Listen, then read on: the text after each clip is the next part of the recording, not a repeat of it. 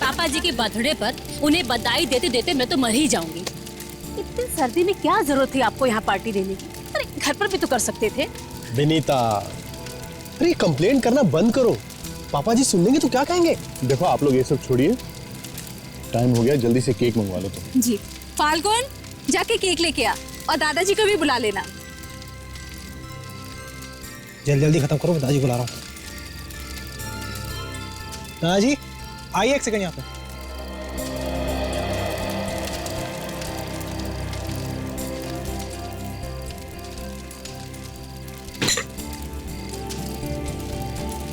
जीते रहो बेटा।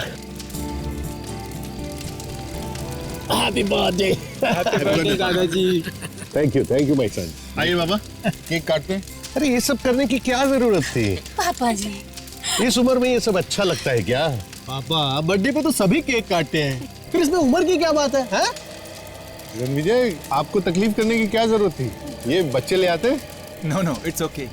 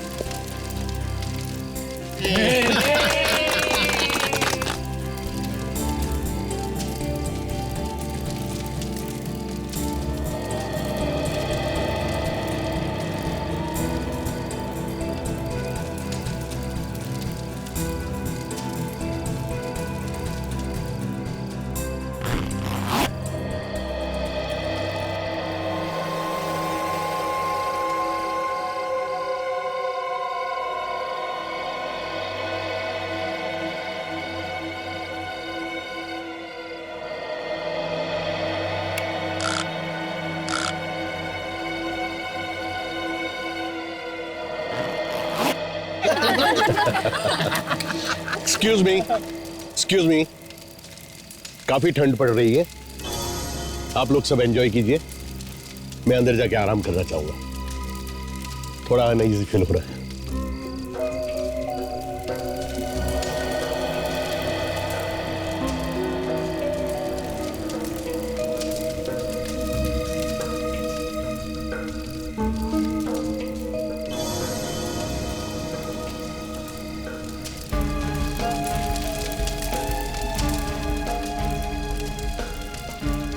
इनका हर बार का यही तमाशा है। 2 मिनट भी प्यार से नहीं रह सकते ये। इतना अच्छा इंतजाम किया था और बस चल दिया ऐसे ही।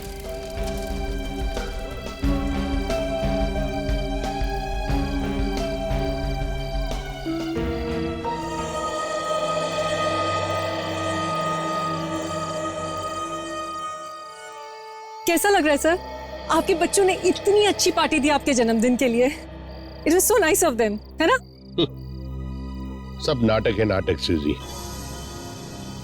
मुझे पहला फुसला कर ये सभी लोग प्रॉपर्टी अपने नाम करना चाहते हैं। पर सर सूजी, तुम शायद नहीं देख सकती, मुझे इनका लालच साफ साफ दिखाई दे रहा है।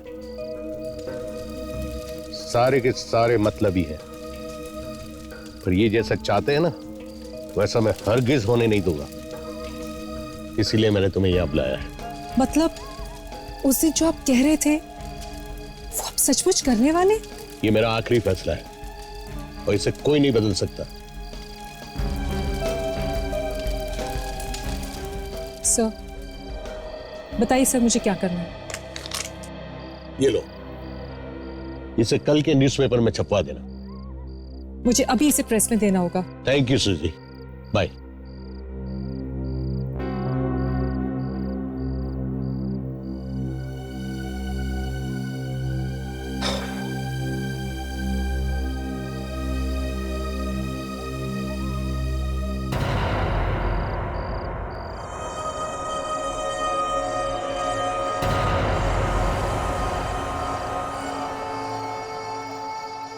कौन कौन हो तुम? सामने क्यों नहीं आते? कौन हो तुम?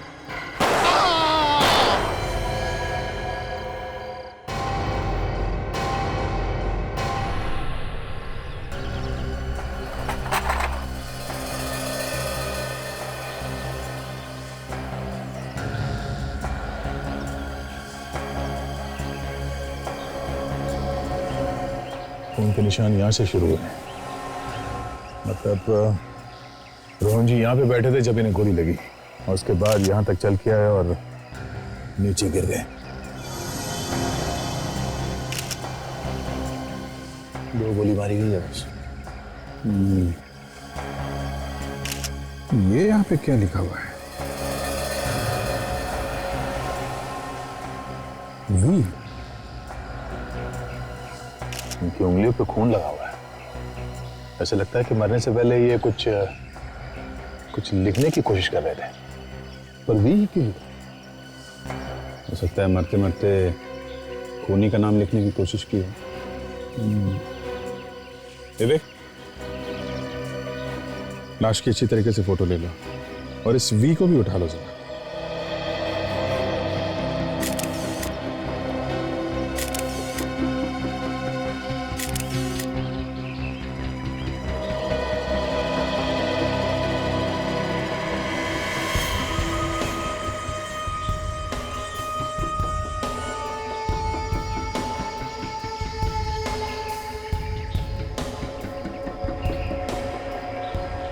मैं उनका बड़ा बेटा हूं। पिताजी की मौत का यूं अचानक मुझे यकीन ही नहीं। भैया आप रोइए मत प्लीज। सर, अभी रात को हम सब मिलकर पिताजी का बर्थडे मना रहे थे और अचानक उनकी ये मौत कैसे? हम भी यही पता करने की कोशिश कर रहे हैं। रोहन जी ने मरने से पहले नीचे मैट पे अपने खून से वी लिख दिया है। शायद वो कुछ कहना चाहते थे। ये वी खूनी का नाम भी हो सकता है। हाँ? आपके परिवार में किसी का नाम वी से शुरू होता है? वी? सर, हमारे घर में तो किसी का भी नाम वी से शुरू नहीं होता। इनफैक्ट हमारे पूरे परिवार में वी से किसी का नाम नहीं शुरू होता। परिवार में किसी का नाम नहीं है, फिर भी याद कीजिए, कोई जान पहचान वाला हो सकता है, कोई दोस्त या फिर कोई दुश्मन। नहीं सर, ऐसा तो कुछ याद नहीं आ रहा। जी, तो भी अगर किसी के नाम का पहला अक्षर नहीं है तो फिर और क्या हो सकता है? अभी तो कुछ भी कहना मुश्किल है। एक बात बताइए, ये रोहन जी सबसे ज्यादा करीब किसके थे? आई मीन, कोई ऐसा खास दोस्त जिससे वो अपनी सारी राज की बातें करते हो? पिताजी तो वैसे ज्यादातर अकेले रहना पसंद करते थे, पर कोई ऐसा खास है भी नहीं जिससे वो ज्यादा मिलते हो। हाँ, काम की बातें वो अपने सेक्रेटरी से ही किया करते थे। हाँ सर, सूजी उनकी सेक्रेटरी। कल रात को वो यहीं थी हम लोगों के साथ। पिताजी की मौत से पहले वो टेंट में पिताजी से ही बात कर रही थी, फिर अचानक बाहर निकली और हम सबको बाय करके शहर की तरफ चली गई। ये अचानक पार्टी छोड़ के सूजी को शहर जाने की क्या जरूरत पड़ गई है? हमें सूजी से मिलना चाहिए। बिल्कुल, इस सूजी का फोन नंबर ले लो, बुलाओ उसे। आपके पास सूजी का नंबर होगा? 74564898। क्या विजय, सर में दर्द? नहीं यार, इनफैक्ट अब तो बिल्कुल भी नहीं है।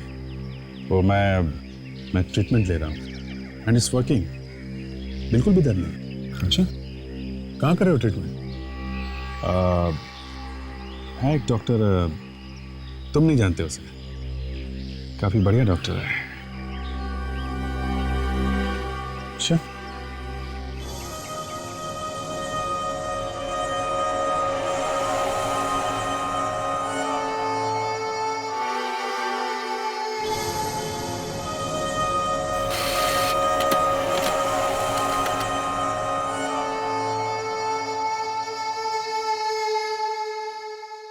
दो गोलियां लगने के बाद बचने का तो कोई चांस ही नहीं रहा होगा बेचारे के पास। हाँ, बेचारे को गोली भी लगी जंगल के बीचों बीच। वहां से हॉस्पिटल तक पहुंचना मुश्किल ही था। हॉस्पिटल अगर पास में होता तब भी बचना मुश्किल ही था। सर, इस मैट के ऊपर से जो खून मिला है वी के निशान में, ये खून रोहन का ही है। मतलब ये वी का निशान रोहन के खून से बना है? कहीं खूनी ने तो जाते जाते ये निशान नहीं बना दिया रोहन के खून से?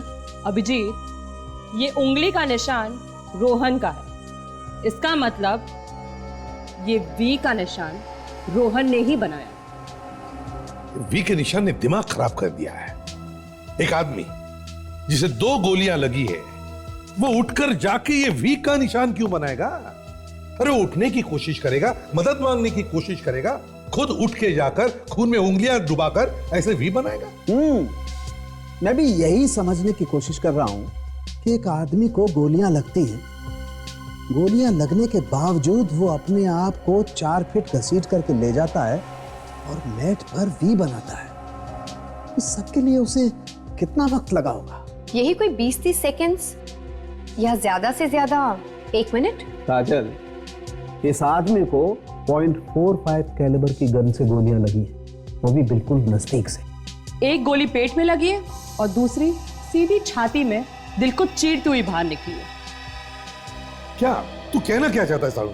मैं कहना यह चाहता हूं बॉस कि अगर गोली किसी इंसान को छाती में लगेगी तो दिल वहीं फट जाएगा, आदमी की मौत वहीं हो जाएगी। लेकिन ये भाई साहब चेयर से उठे, अपने आप को 4 फीट दूर लेके गए, वहां जाकर के वी बनाया और फिर मरे।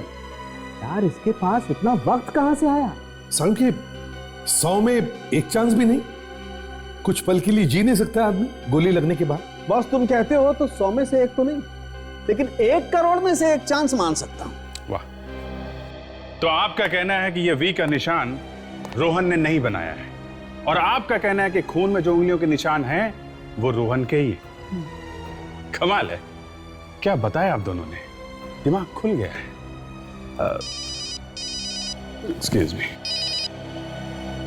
तू यार केस को सुलझाता है क्या उलझाता है? अरे क्या उलझाना सुलझाना यार, मैं तुम्हें हकीकत बताने की कोशिश कर रहा हूं, तुम कह रहे हो कि उलझा रहा हूं। कमाल है यार। अरे रोहन के सेक्रेटरी सूजी ब्यूरो में आ गई है। सूजी ब्यूरो में आ गई? Yes sir. तुम निपटो इससे।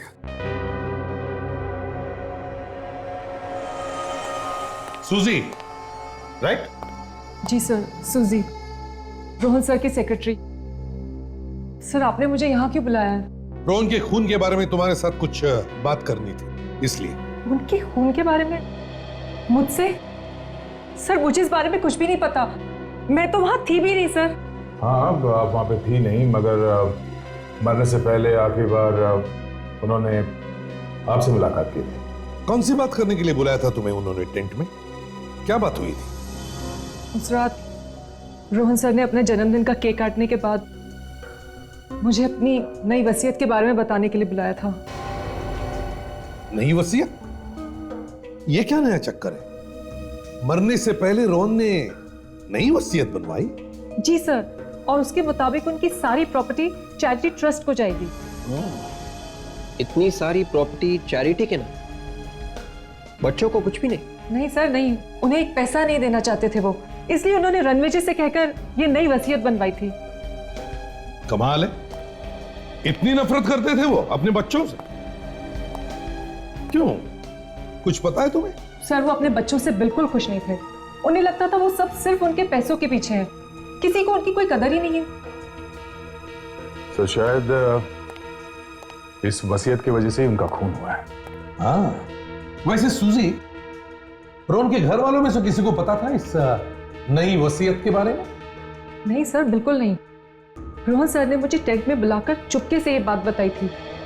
वो चाहते थे कि ये वसीयत की बात मैं अखबार में छपवा दूं, ताकि सबको अखबार से ही पता चले कि उन्हें कोई पैसे नहीं मिलने वाले। उसके बाद मैं न्यूज़पेपर के ऑफिस चली गई, पर आधे रास्ते में मुझे पता चला कि रोहन सर की मौत हो गई है, तो फिर मैं लौट आई। ऐसा भी तो हो सकता है कि किसी तरीके से इस वसीयत के बारे में उनके घर वालों में से किसी को पता चल गया। हाँ?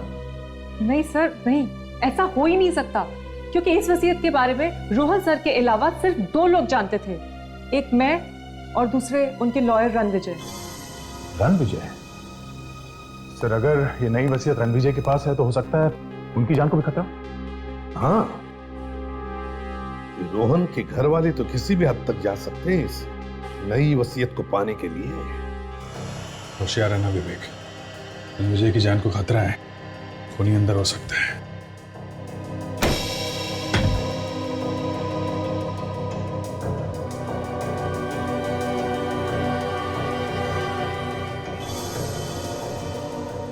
सारा घर तहस नहस है। लगता है खूनी नई वसीयत की पेपर्स ढूंढने आया होगा।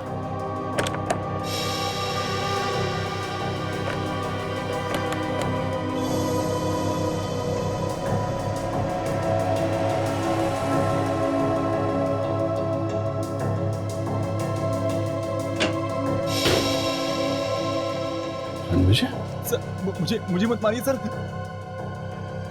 तुम ठीक तो हो ना? Yes sir. लेकिन तुम ये अलमारी के अंदर क्या कर रहे थे? हाँ? मेरे आने से पहले कुछ लोग मेरे घर में घुसे हुए थे सर। सर वो रोहन जी की नई वसीयत के पेपर्स ढूंढ रहे थे।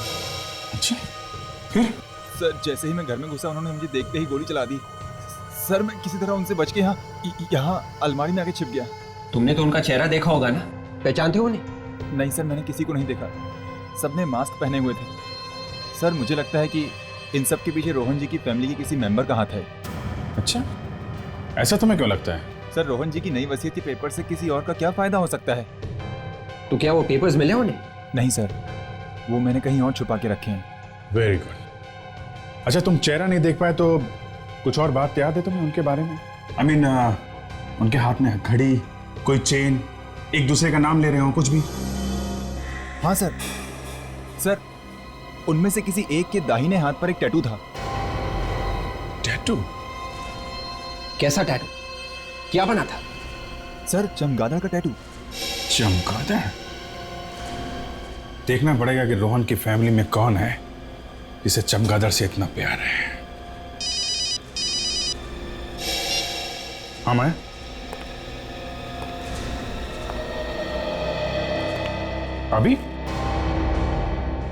अभी मिलना है डॉक्टर साहब से?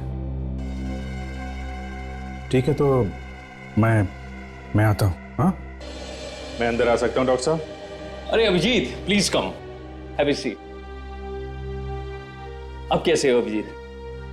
अब तो एकदम ठीक हो गया हूं डॉक्टर साहब। ऐसा लगता है मेरा सिर दर्द तो गायब हो गया है। देखा, मैंने तो पहले ही कहा था ना कि दवाइयों से ज्यादा अपने डॉक्टर पे भरोसा होना जरूरी है। अब क्योंकि आपका सर दर्द चला गया है तो मैं आपको नई दवाई दे देता हूं ताकि ये दर्द फिर से वापस ना आए। हेलो माया, अभिजीत की दवाइयां लेकर आइए। डॉक्टर साहब, ये जो पुरानी दवाइयां थी वे तो बिल्कुल ठीक काम कर रही हैं, तो नई दवाइयां जरूरी हैं क्या? अभिजीत, मुझ पे विश्वास रखो, पहले की सारी दवाइयां बंद कर दो और कल से आप ये नई दवाई लेना शुरू करो। दिन में 2 टैबलेट्स, एक सुबह और एक रात को। ओके, तो मैं चलूं? Okay Abhijit, all the best. Thank you very much.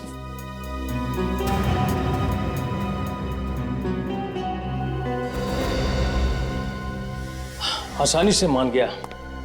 मैंने तो सुना था कि बड़ा टेढ़ा आदमी है।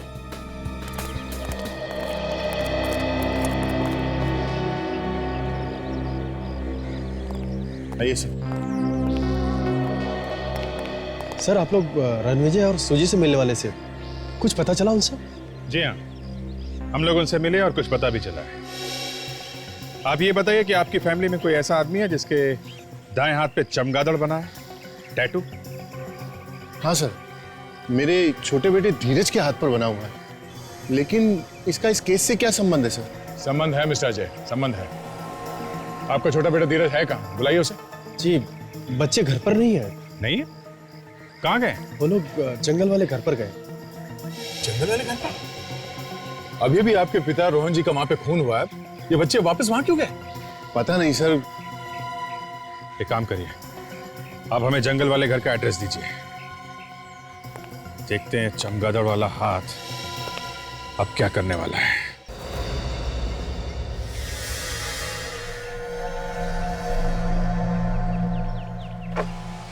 हेलो डॉक्टर माया। अभिजीत अब सीआईडी में ज्यादा देर नहीं रह सकेगा। मैंने उसे वो दवाई दी है जिससे सीआईडी में उसका रहना मुश्किल हो जाएगा। और एसीपी? एसीपी को पता तो नहीं चलेगा ना? एसीपी तो सिर्फ अपने कपड़े फाड़ेगा और कुछ नहीं कर पाएगा। पुरानी दवाइयों से उसका दर्द ठीक हो चुका है, जिससे वो हम पे पूरा भरोसा करने लगा है, और नई दवाइयां उसका दिमाग घुमा के रख देंगी। और दया?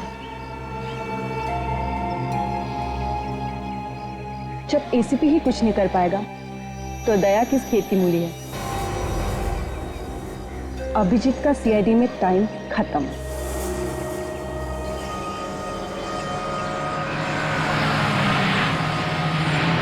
सर ये वही जगह है जहाँ से रोहन जी के फॉरेस्ट हाउस के लिए रास्ता जाता है। वो पांचों भाई यही आए होंगे। रास्ता जैसा तो कुछ दिख नहीं रहा है।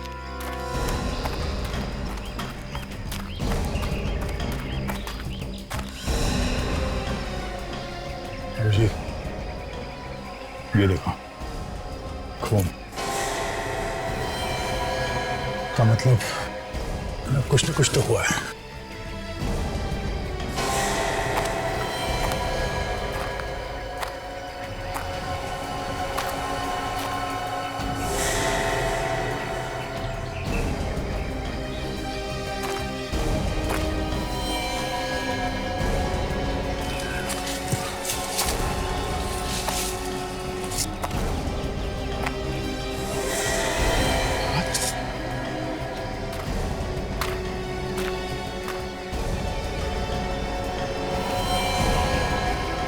ये तो फाल्गुन है, रोहन का पोता। फाल्गुन? इतना सारा खून?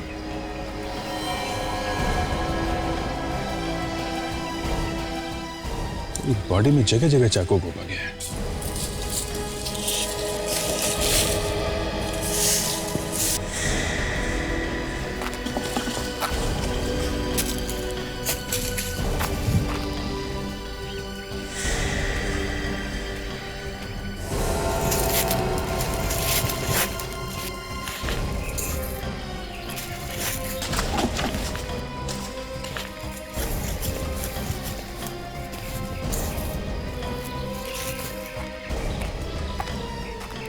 भूमि शाह को अपने साथ लेके भागा है। कमाल है, ये पांचों भाई घर से एक साथ निकले थे। अगर एक यहाँ है तो बाकी चारों भी यहीं कहीं होंगे। एक भाई का खून हो जाए तो बाकी भाई उसे मरता छोड़ भाग कैसे सकते हैं? ऐसा भी हो सकता है दया, ये काम इन चारों भाइयों में से किसी का हो। खून ताजा ताजा है, मतलब इसकी मौत अभी अभी हुई है। खून करने वाला यहीं कहीं आसपास होना चाहिए। पूरा जंगल छान मारते हैं। विवेक, बॉडी को फॉरेंसिक लैब में भेजने का इंतजाम करो। Yes sir.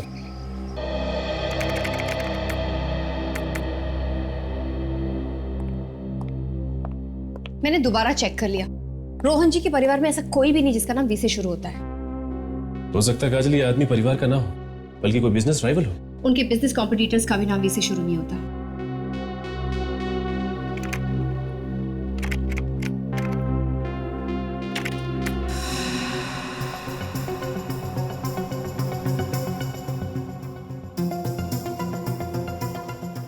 ये देखो, रोहन जी को दुनिया भर से पेंटिंग खरीदने का बहुत शौक था, और उनकी एक पेंटिंग है जिसका नाम है वी।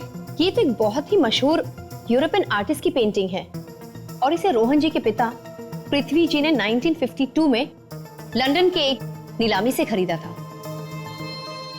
और अब इस पेंटिंग की कीमत है 30 करोड़ रुपए। इसका मतलब इस पेंटिंग में ही कुछ है। मुझे भी ये लगता है। मुझे लगता है कि इस पेंटिंग में ही कोई राज है। हमें जल्द से जाके इस पेंटिंग को देखना होगा। कहां पे है ये पेंटिंग?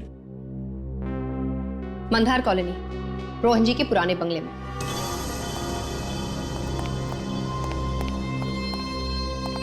हेलो सर, मैंने आप लोगों को पहचाना नहीं। आप कौन? हम लोग सीआईडी से।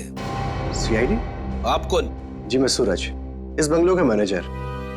आप इस जगह के मैनेजर कब से? जी मैं रोहन सर के लिए पिछले 3 साल से काम कर रहा हूँ। लगता है रोहन जी को पुरानी आर्टिस्टिक चीजें इकट्ठा करने का बहुत शौक था। जी मैं। वैसे ऐसी कोई पेंटिंग के बारे में आप जानते हैं जिसका नाम वी है? V painting? आप उसके बारे में जानती हैं? ऐसा क्या है इस पेंटिंग जो आप नाम सुनते ही चौंक गए? मैंने ऐसी कोई बात नहीं सर, वो भी पेंटिंग यहीं पर है। वो एक्चुअली क्या कि इतने दिनों से उस पेंटिंग में किसी को कोई इंटरेस्ट नहीं था, पर अमित, विक्रम और रोहन जी के सभी पोते उस पेंटिंग को ढूंढते हुए सभी यहाँ पर आए थे। क्या रोहन जी के सारे पोते उस पेंटिंग को ढूंढते हुए आए? जी सर। अच्छा ये बताइए कि क्या हुआ था जब वो उसे ढूंढते हुए आए? कुछ नहीं सर, लेकिन सब के सब अजीब तरह से उस पेंटिंग के बारे में बात कर रहे थे। बल्कि अब उन्होंने तो उस पेंटिंग को ले जाने के बारे में हमसे पूछा भी था। तो आपने क्या किया? पेंटिंग दे दी? नहीं सर, ऐसे कैसे दे देता? वो पेंटिंग यहीं पर है सर, आइए। आइए सर। सर ये है दुनिया भर में मशहूर वी पेंटिंग। सर ये पेंटिंग बहुत पुरानी है, ब्रिटिश जमाने से भी पहले की। और सर इसमें जो रंग का इस्तेमाल, हमें ये पेंटिंग उतार के देखनी है। मरते वक्त रोहन जी ने एक पेंटिंग का नाम क्यों लिखा होगा? बड़ी अजीब बात। फ्रेडी, क्योंकि राज इसी के अंदर छिपा है। ये देखो, इसका कवर फटा हुआ है, मतलब राज यहीं पे है। ये तो किसी खजाने का नक्शा है। ये तो कुरुमुरा जंगल का है। ये नक्शा वहीं का है। जंगल में खजाना? और ये देखिए, ये जो रास्ता आगे की तरफ जा रहा है, ये तो रोहन जी की प्रॉपर्टी, उनकी पुश्तैनी मकान का है। इसका मतलब ये सारे के सारे खून खजाने के पीछे किए जा रहे हैं। अरे ये क्या है?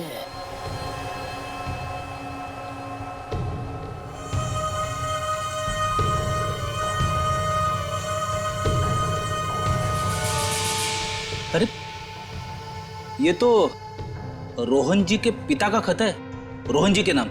रोहन जी के नाम खत? काफी साल पुराना खत दिख रहा है ये। इसमें साफ साफ लिखा हुआ है कि रोहन बेटा, ये पेंटिंग संभाल के रखना। इस पेंटिंग में एक खजाने का राज छुपा हुआ है, तुम्हें इस खजाने तक पहुंचना ही होगा। पृथ्वी।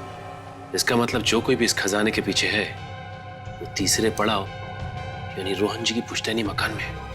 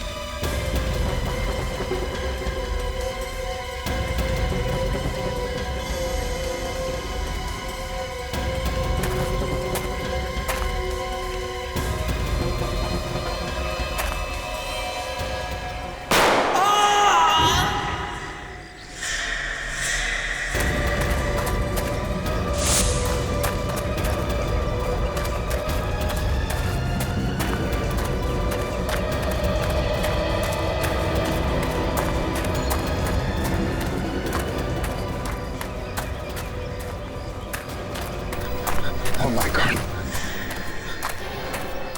विक्रम, विक्रम, विक्रम, विक्रम, हाँ? विक्रम, क्या हुआ? हाँ? किसने किया है? विक्रम, तुम मर गया? उन्हें यहीं कहीं आसपास ही होगा।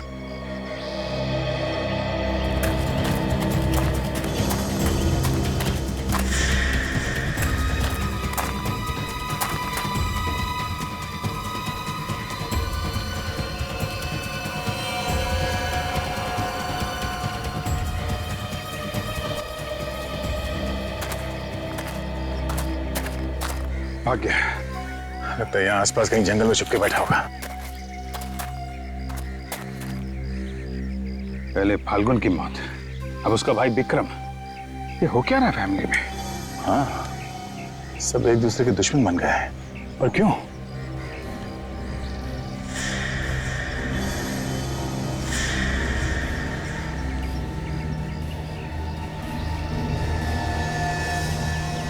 चाकू जो खून लगा हुआ,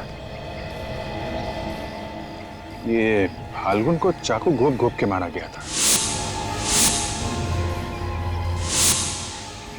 कहीं विक्रम ने तो नहीं मारा उसे? अपनी भाई का खून, मतलब विक्रम ने फाल्गुन को मारा और किसी और ने विक्रम को मारा है। काफी गहरा चक्कर है बॉस। मतलब कोई है जो इन भाइयों से ये सब करवा रहा है, और इसका राज इस जंगल में ही कहीं छुपा हुआ है।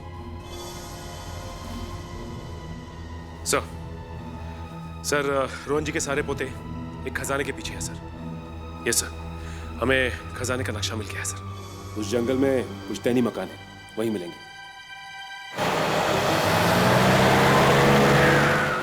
यही है वो पुश्तैनी मकान।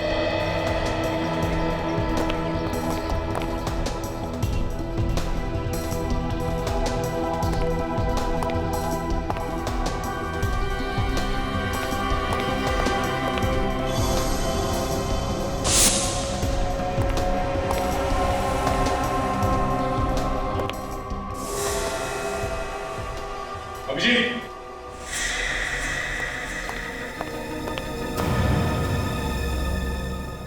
मर चुका है। वही चाकू मारा गया ऐसे भी।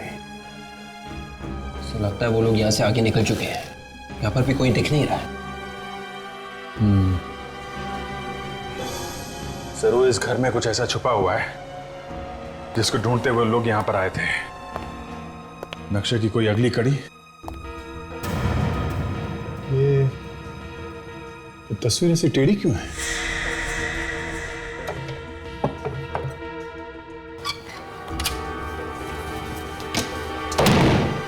ओह, तो नक्शा देखने के लिए वो बच्चे यहां तक आ गए। तो जंगल में किसी ब्रिज का नक्शा है और ये एरो देख रहे हो? लगता है खजाना यहीं पे है। सीआईडी?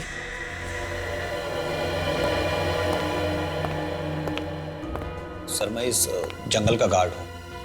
आपको अंदर आते हुए देखा तो मैं खुद ही आपको हेल्प करने के लिए आ गया। पहले ये बताओ, कुछ देर पहले अभी रोहन के रिश्तेदारों में से कोई यहाँ पे आया था क्या? जी हाँ सर, आए थे। यहाँ जंगल में आसपास कोई ब्रिज है क्या? हाँ, पास में ही है। जाइए देखो, ये दीवार पे जो नक्शा बना हुआ है ऐसा ही ब्रिज है? हाँ यही है। ये 15 साल पहले बना है। ऐसे कैसे हो सकता है? अगर ये नक्शा 50 साल पुराना है तो 50 साल पुराने नक्शे में 15 साल पुराना ब्रिज कहां से आ गया? या तो नक्शा नकली है या फिर कोई और ब्रिज है। यहाँ जंगल में इस ब्रिज के अलावा कोई और ब्रिज है क्या? नहीं सर, ये एक ही ब्रिज है। देख, इनसे इस ब्रिज तक जाने का रास्ता मालूम करो। आप जा सकते हैं। Thank you sir. मैं सचिन और काजल से पूछ लेता हूँ, वो जो लेटर उन्हें तस्वीर के पीछे मिला था उसे ठीक तरीके से एग्जामिन करें। पता चल जाएगा 50 साल पुराना है कि नहीं।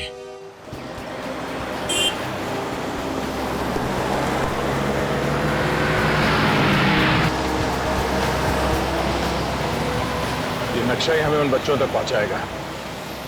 इसी नक्शे के पीछे गए होंगे वो। हाँ काजल, नक्शे के बारे में कुछ पता चला? नकली है? अच्छा, ओके ठीक है, हम लोग वहां जाके देखते हैं। हाँ हाँ, बाद में फोन करता हूँ तुमको। ये लो, नक्शा तो नकली है दया। क्या? हाँ, पेपर पुराना है पर इंक नया है। ये किसी की सोची समझी चाल है। झूठे खजाने का लालच देके सबकी जिंदगी के साथ खेल रहा है, एक एक करके मार रहा है। ऐसा काम तो रोहन का कोई दुश्मन ही कर सकता है। ये कोई ऐसा आदमी है जिसे रोहन के बारे में सब कुछ मालूम है, कोई बहुत करीबी आदमी। काजल और सचिन रमेश के घर गए, शायद वहीं से कुछ पता चल जाए। भैया मैं आपको कैसे दिलासा दूं? मैंने भी अपना बड़ा बेटा खोया, मेरे अभिनव को खोया। मैं आपके दुख को बहुत अच्छी तरह से समझ सकता हूँ भैया। अगर हमारे बच्चों के पीछे कौन पड़ा और क्यों? कोई तो है जो हमारे परिवार को बर्बाद कर देना चाहता है।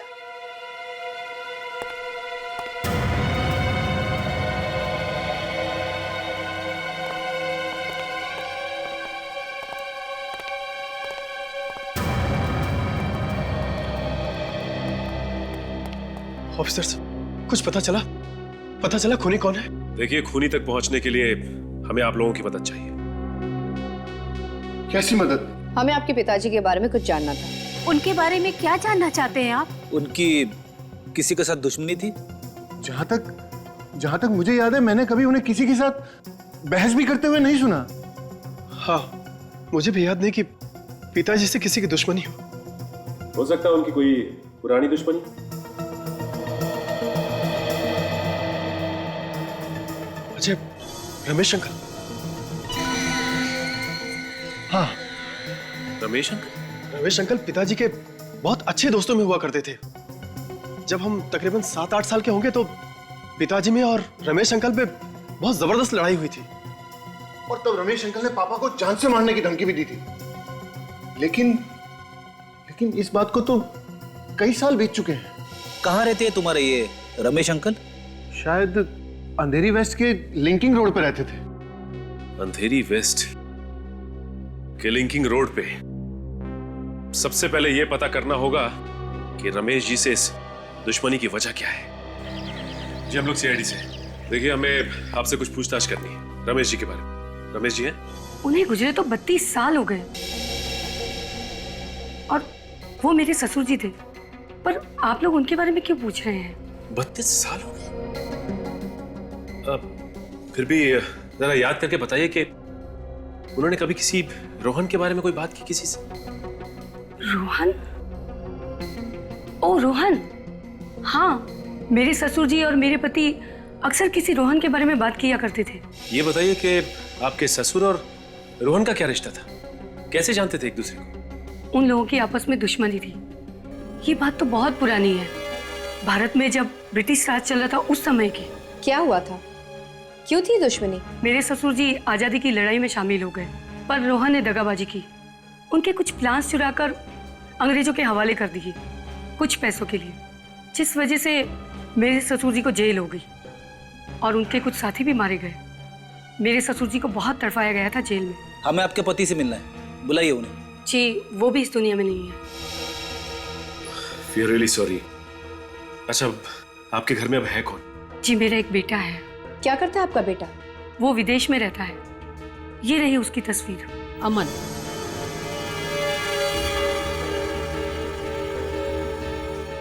ये अमन है? हाँ, क्यों क्या हुआ? जी कुछ नहीं, थैंक्स।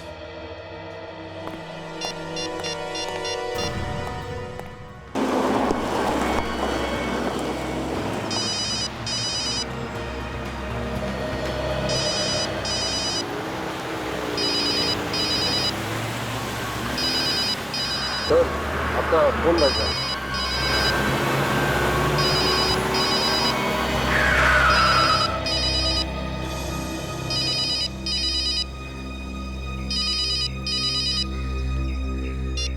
हाँ सचिन, क्या उसी आदमी का फोटो था? My God. ठीक है,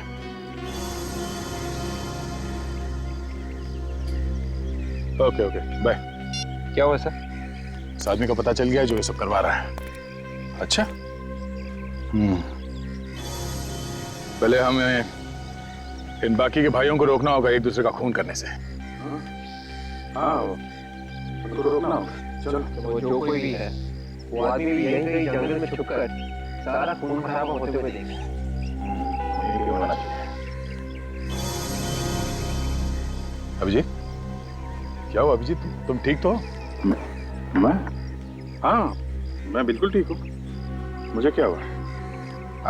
ऑल राइट, या चलो ढूंढते हैं उनको। अभिजीत, मैंने तुम्हारे जेब से फोन निकालकर सचिन से बात की और तुम्हें पता तक नहीं चला। वो है?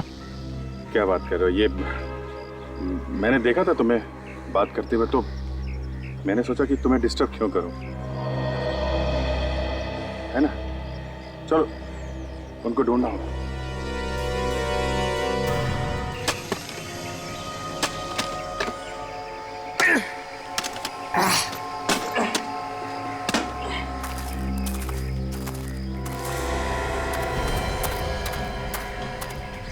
अच्छा सर अब आ गए। अभी जिस तरफ है जल्दी चलना होगा, खून होने से पहले रोकना होगा उनको।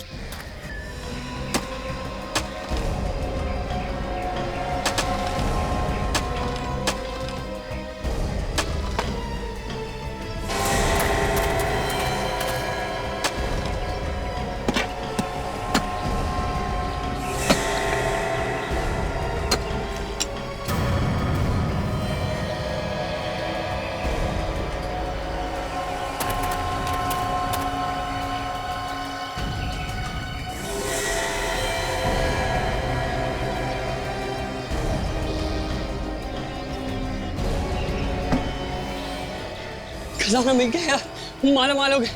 जल्दी खोल इसे, जल्दी खोल।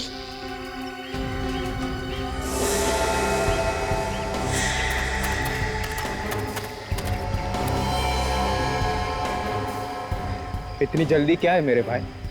विवेक जल्दी से जाओ, पीछे से जाओ, देखो उनके पास गन है, कहीं हड़बड़ी में वो गन न चला दे। ये क्या कर रहा है यार, पागल हो गया तू? ये खजाना मेरा थोड़ी है यार, हम दोनों का है ये। खजाना हम दोनों का नहीं, सिर्फ मेरा है, समझे? सिर्फ मेरा। उसने मुझे बोला था कि तुझ पे भरोसा ना करूं, अगर उसकी बात मान लेता तो आज ये दिन नहीं देखना होता। क्या बकवास कर रहा है? अबे उसने मुझे तुझसे सावधान रहने को कहा था, तुझसे। अरे मुझसे सावधान होने की क्या जरूरत है यार, मैं तुझे थोड़े ना मारूंगा यार। हिलना मत, बिल्कुल हिलना मत। मुझे पता था कि तू पलट के ब्लैकमेल करेगा, पीछे से वार करेगा, इसलिए मैंने कोई भी सबूत नहीं छूटने दिया। सारे के सारे भाइयों को मार डाला और अब तेरी बारी है, समझे? Your turn. वाह रे वाह, क्या भाईचारा है, वाह। तुम दोनों के बीच में जो शक और नफरत पैदा की है ना, वो सिर्फ एक ही आदमी ने की है। आप लोग यहाँ? जी हाँ, हम लोग यहाँ। वो एक ही आदमी है जिसने तुम्हारे दादाजी का खून किया है और तुम भाइयों में फूट डाली। और ये खजाना जिसके लिए तुम एक दूसरे की जान ले रहे हो, ये भी नकली है, समझे? पर सच तो ये है कि खजाना में मिल गया है। कोई खजाना वजाना नहीं है, बकवास है ये, कुछ नहीं है इसके अंदर।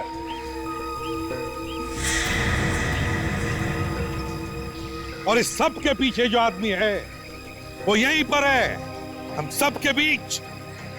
तुम जहां कहीं भी हो, हम जानते हैं कि तुम अमित और धीरज को जान से मारना चाहते हो, मगर हम ऐसा होने नहीं देंगे।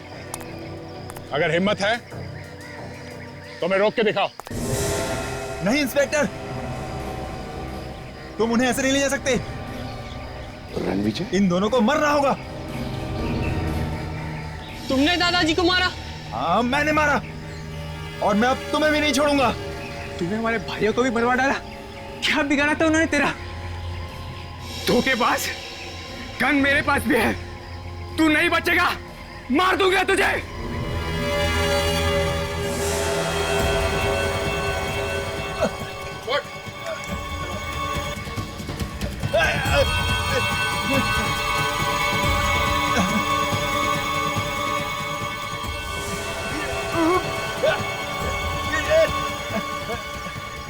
गन लगाएगा, हाँ,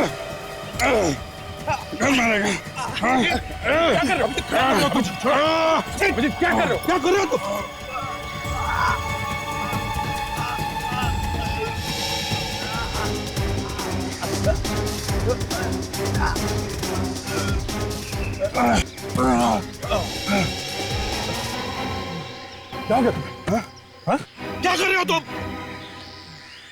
हट, मर जाता हो बेचारा।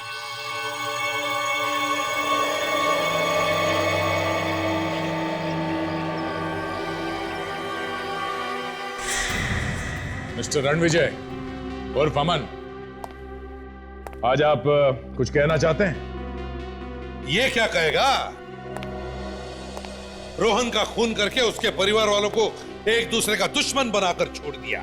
हाँ, ऐसा करके मैंने अपने दादाजी का बदला पूरा किया। मेरे दादाजी को फंसाया था उसने। मैंने धीरे धीरे रोहन के मन में उसके बच्चों के खिलाफ शक पैदा किया और वो मेरी बातों में आ गया। और तुम्हें लगा कि वो सारी जायदाद तुम्हारे नाम पर कर देंगे, है ना? मुझे लगा कि वो ऐसा करेगा, मगर उस बेवकूफ आदमी ने मेरे सारे किए कराए पर पानी डाल दिया। उसने अपनी सारी जायदाद मेरे ही हाथों एक ट्रस्ट के नाम दान करा दी और उन्हें मारकर उन्हीं के हाथों से वी का निशान बनाकर उस खजाने का नाटक रचा तुमने। धीरज को फंसाया कैसे तुमने? मैंने उसे खजाने का रास्ता बताने का वादा किया, अगर वो अपने भाइयों को एक दूसरे के हाथों खत्म करवा सके तो। बस बाकी उनका लालच उनकी जान लेता चला गया। शर्म आनी चाहिए तुम्हें। वकील हो तुम, वकील। अपने दादाजी का बदला ही लेना था तो कानून से सजा दिलवाते, मगर नहीं। बदले की आग और लालच उन दोनों ने अंधा कर दिया तुम्हें। 4-4 बेकसूर लोगों के खून करवाए तुमने। अब चाहे जितनी भी वकालत करो, दुनिया की कोई भी अदालत तुम्हें फांसी से नहीं बचा सकती। ले जाओ इसे विवेक। चलो प्लीज सर। चलो सर।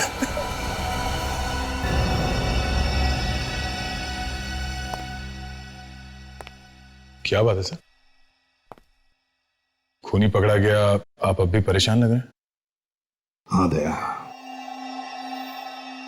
अभिजीत परेशान कर रहा है मुझे। समझ में नहीं आता है मुझे क्या हो रहा है उसके साथ।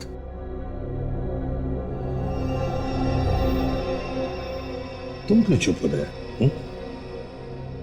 सर वो क्या क्या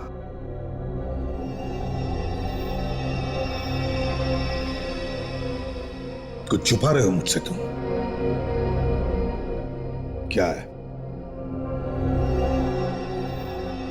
सर अभिजीत पिछले कुछ दिनों से काफी बदला बदला सा है सर। मैंने उसे ऐसे पहले भी कई बार देखा है। पिछली बार सर एक क्राइम सीन पे उसने बिना ग्लव्स पहने लाश को हाथ लगाने की कोशिश की थी। वही तो समझ में नहीं आ रहा है क्यों कर रहा है ऐसे। पता नहीं सर, पर यह सब तब से हुआ है जब से उसके सर पे वो चोट लगी है।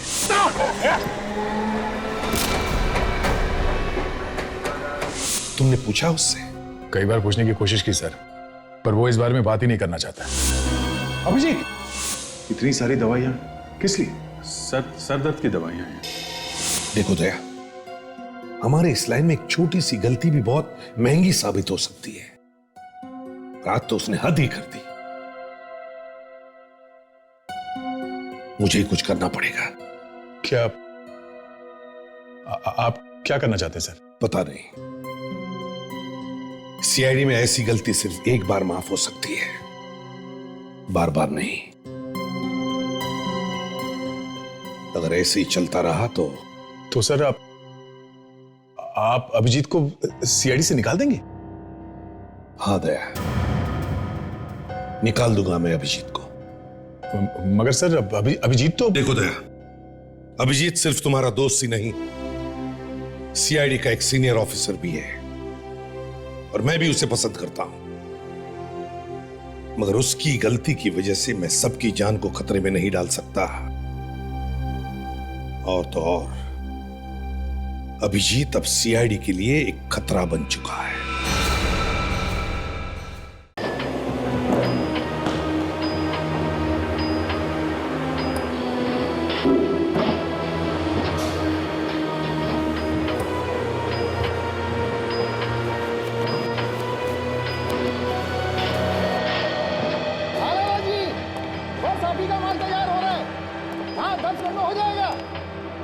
बस होते लोडिंग करवा दूंगा, आप बेफिक्र रहिए। जी जी नमस्ते। हाँ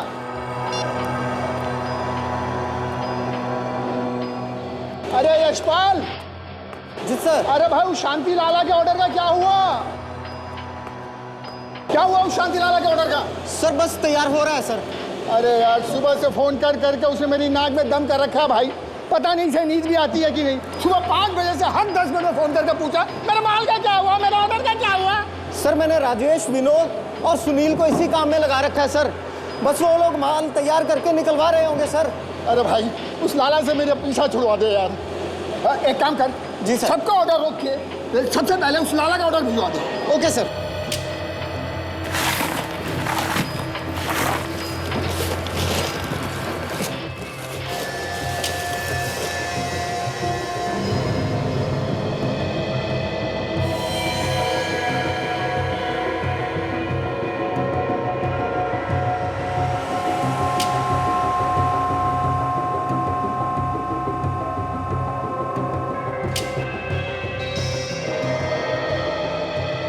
अरे राजेश भाई, क्या हुआ? तुमने वो स्लैब क्यों छोड़ दिया? ठीक से जमा नहीं है भाई, अभी कच्चा लगा है मुझे तो। अरे कैसे कच्चा रहेगा? सभी साँचे साथ में भर दिए थे। अरे विनोद, जरा निकल के देख तो। ठीक है, देखता हूँ।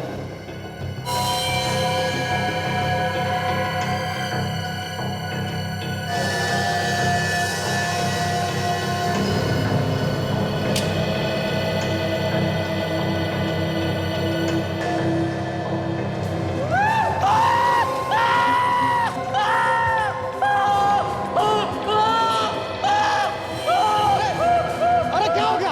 हाँ? क्या हो गया? क्यों चिल्ला रहे हो? ये क्या शोर मचा रहे हो तुम सब लोग? हैं? ये क्या नाटक हो रहा है? हैं? काम क्यों नहीं कर रहे इस तरफ?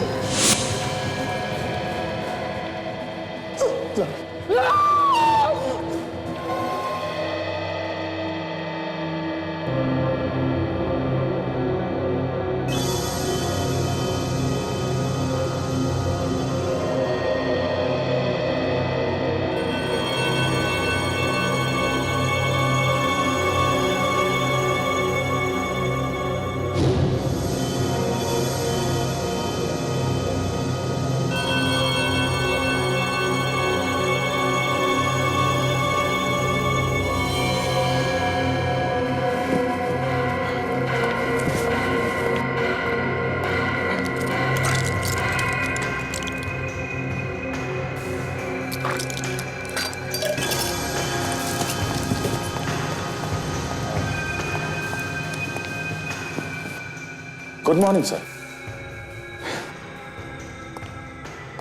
अभिजीत, तुम्हारी तबीयत ठीक नहीं लग रही है मुझे। नहीं सर, मैं बिल्कुल ठीक हूँ sir. I am fit sir. Fit हूँ, एकदम फिट हूँ सर। अभिजीत झूठ मत बोलो। झूठ बोलने से तुम ठीक नहीं हो सकते। अरे यार मैं ठीक हूँ ना। एक बार कहा समझ में नहीं आता क्या? अभिजीत,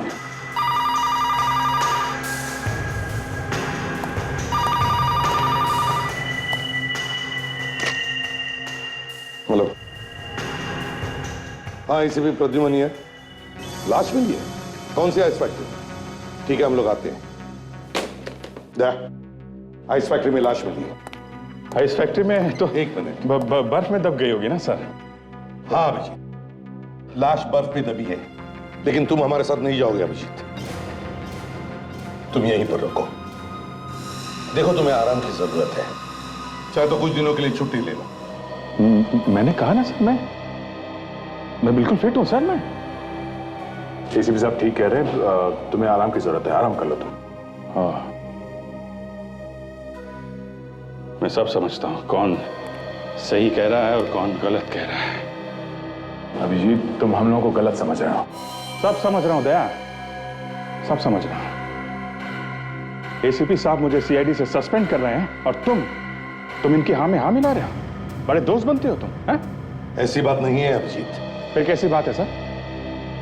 ये ना 14 साल मैंने सीआईडी में लगाया, उसका ये सिला मिल रहा है मुझे। आप कह रहे हो कि घर जाके बैठ जाओ। अरे यार, वो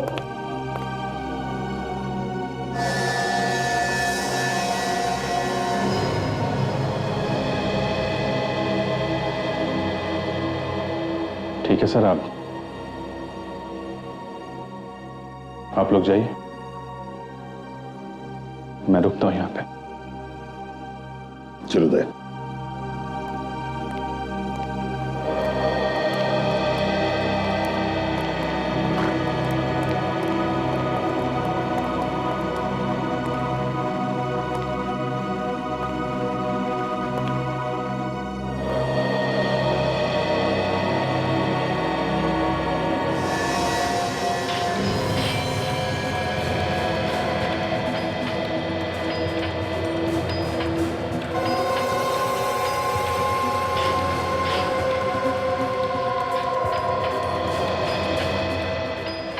सचिन, जरा प्लग लगाओ।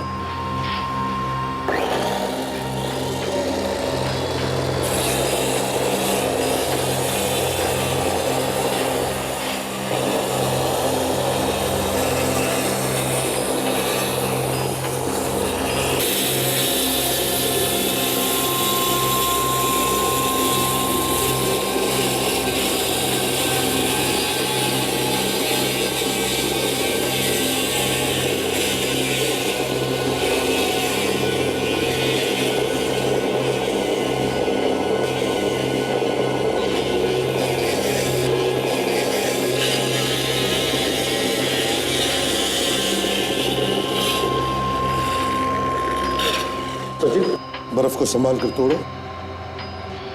संभल गया?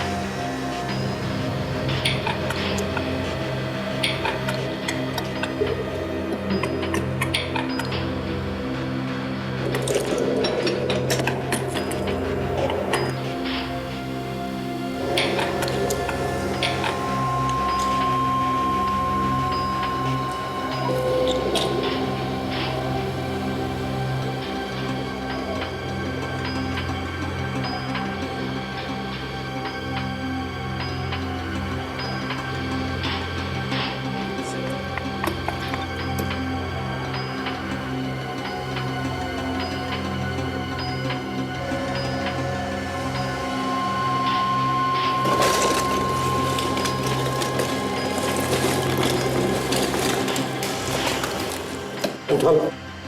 संभल के उठो। संभल के। सचिन,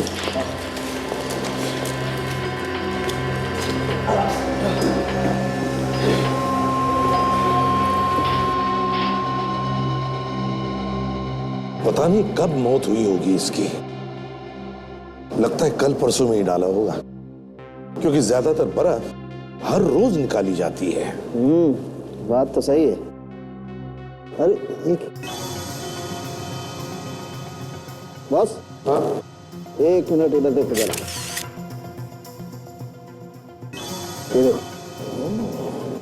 सिर में घाव है? बहुत गहरा घाव है बस। लगता है कोई भारी चीज है जिससे वार किया गया, और शायद इसी वजह से इसकी मौत हुई है। सर इसका मतलब है किसी ने इसके सर पे वार किया और इस लाश को आइस फैक्ट्री में डाल दिया बर्फ बनने के लिए। इधर आओ जल्दी।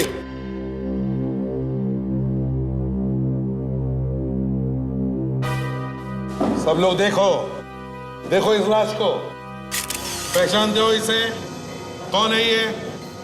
नहीं सर, मालूम नहीं कौन है। ध्यान से देखकर बताओ।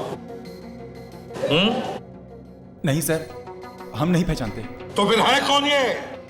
आया कैसे यहाँ पर? लाश का चलकर अंदर आ गई? लाश कैसे चल सकती है सर? तो फिर? सर इसके कपड़ों में से ऐसा कुछ भी नहीं मिला है जिससे इसकी पहचान हो सके। बॉस, मैं लाश को फॉरेंसिक लैब ले जाता हूँ। ठीक है, जैसे कुछ पता चला मुझे बता दो। काजल, जरा गाड़ी का इंतजाम करो। सब लोग इधर आओ। सच सच बताओ। हम तो रात को फैक्ट्री में ताला लगा के घर चले गए थे। सब साँचों में पानी भी भर दिया था। सुबह आकर देखा तो ये लाश मिली सर। अच्छा ये बताइए कि इस बर्फ को जमने में कितना समय लगा? सर कम से कम 9 से 10 घंटे तो लग ही जाते हैं सर। 9 से 10 घंटे? सर इसका मतलब ये है कि इसे यहाँ पे रात में ही डाला गया है। हाँ मगर सचिन, बंद फैक्ट्री में लाश को अंदर लाया कैसे और किसने? हाँ? चाबी किसके पास होती है फैक्ट्री की? चाबी तो मेरे पास ही रहती है सर, और सुबह दरवाजा भी मैंने ही खोला है सर। चाबी तुम्हारे पास होती है, सुबह फैक्ट्री का दरवाजा भी तुमने ही खोला, तो फिर अब तुम बताओ किसने मारा इसे? मैं कुछ नहीं जानता सर, पर मैंने खून नहीं किया सर इसका। तुमने खून नहीं किया तो फिर किसने किया खून?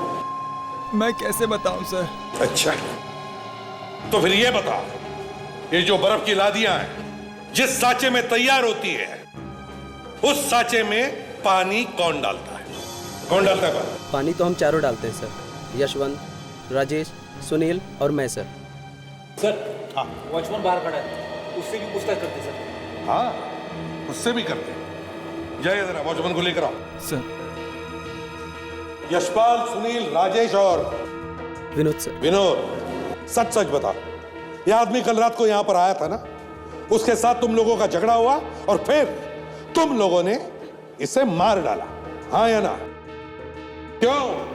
साहब हम गरीब लोगों को तो अपनी रोजी रोटी कमाने से फुर्सत नहीं है साहब। हम भला ऐसा क्यों करेंगे? ये लाश कहां पर मिली? तुम्हारे इस फैक्ट्री में। तो फिर कौन बताएगा ये? तुम ही बताओगे ना कि क्या हुआ था यहाँ पर। सर,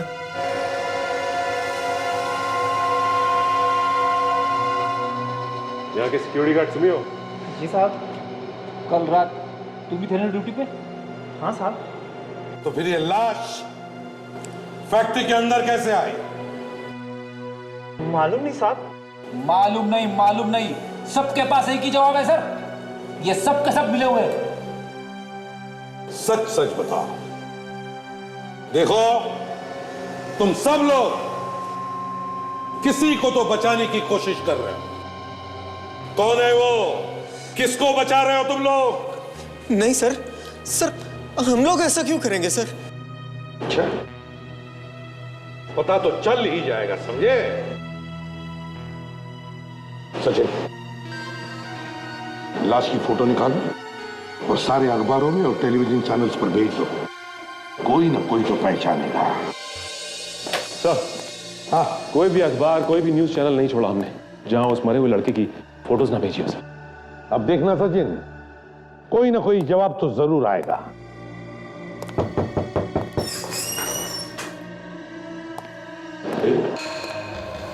क्या कहा? जी, मेरा नाम उमंग है और मैं उस आइस फैक्ट्री का मालिक हूं। मुझे एसीपी साहब से मिलना है। उमंग, तो तुम हो उस आइस फैक्ट्री के मालिक जहां पर बर्फ के साथ साथ लाशें भी जमा की जाती है बर्फ में और बेची जाती है? ये झूठ है सर, मेरी फैक्ट्री में ऐसा कोई भी गलत काम नहीं होता। मैं तो खुद हैरान हूं कि आखिर मेरी फैक्ट्री में वो लाश आई कहां से। अच्छा, तो तुमने लाश को देखा ही नहीं है ना? नहीं सर। सचिन, जरा लाश का फोटो दिखाओ, शायद कुछ याद आ जाए। ये लाश आई कहां से? नहीं सर, इस आदमी को मैंने पहले कभी नहीं देखा।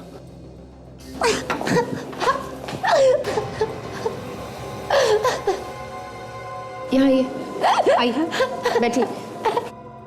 देखिए, रोना बंद कीजिए। बोलिए, क्या बात है? प्लीज बताइए, क्या बात है? जिनका फोटो आपने न्यूज में दिया था, वो मेरे पति सिद्धार्थ है। सिद्धार्थ तुम्हारा पति था?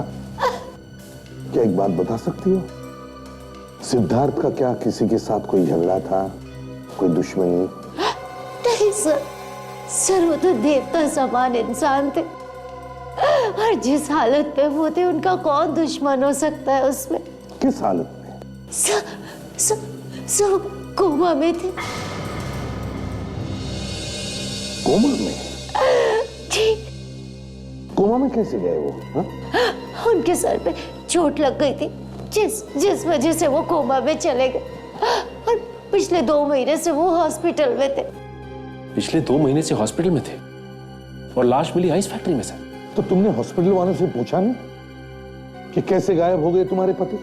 सो मैंने बहुत बार पूछने की कोशिश की, लेकिन हर बार ना उन्होंने मुझे डांट के भगा दिया। आप कहाँ पे थी जब आपके पति हॉस्पिटल से गायब हुए? मैं हॉस्पिटल में थी। ये तो कमाल हो गया सर, पत्नी के सामने पति का किसी ने खून कर दिया और लाश को हॉस्पिटल से लेके चला गया। सर, मैं हॉस्पिटल से घर गई थी कपड़े लाने के लिए। हाँ। लेकिन जब मैं वापस हॉस्पिटल में आई तो मैंने देखा कि सिद्धार्थ वहां पे बेड पे लेटा हुआ है और उसके मुंह पे चादर ढकी हुई है। बस मैं भी ऐसे ही सो गई। लेकिन जब मैं सुबह उठी तब भी मैंने वही देखा कि सिद्धार्थ के मुंह पे चादर है। तब मुझे शक हुआ, लेकिन जब मैंने वो चादर हटाई तो हाँ, तो क्या देखा तुमने? मैंने देखा कि वहां पे सिद्धार्थ नहीं है। उस बेड पे तकिया रखा हुआ है और उसके ऊपर चादर है। हॉस्पिटल में से एक आदमी को उठा के लेके गया और किसी को पता तक नहीं चला। ये खूनी कोई हॉस्पिटल का ही आदमी है। उमंग, तुम जा सकते हो, जरूरत पड़े तो हम तुम्हें फिर से बुला लेंगे। क्या नाम है इस हॉस्पिटल का?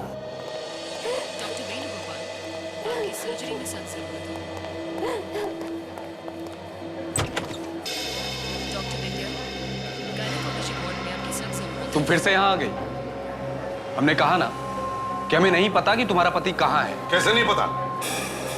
इसका पति इसी हॉस्पिटल में एडमिट था ना? एक्सक्यूज मी, आप लोग कौन है? डॉक्टर करण, हम लोग सीआईडी से हैं। सीआईडी? तो तुम सीआईडी को भी यहाँ बुला लाई? डॉक्टर करण, तुम इस हॉस्पिटल के इंचार्ज हो और तुम सिद्धार्थ की ट्रीटमेंट कर रहे थे, है ना? जी हाँ, पर हम लोगों ने क्या किया है? सिद्धार्थ का खून, समझे? सिद्धार्थ का खून। पर हमें शक है कि उसका खून हॉस्पिटल में से ही किसी ने किया है। क्या सिद्धार्थ का खून हो गया? जी हाँ।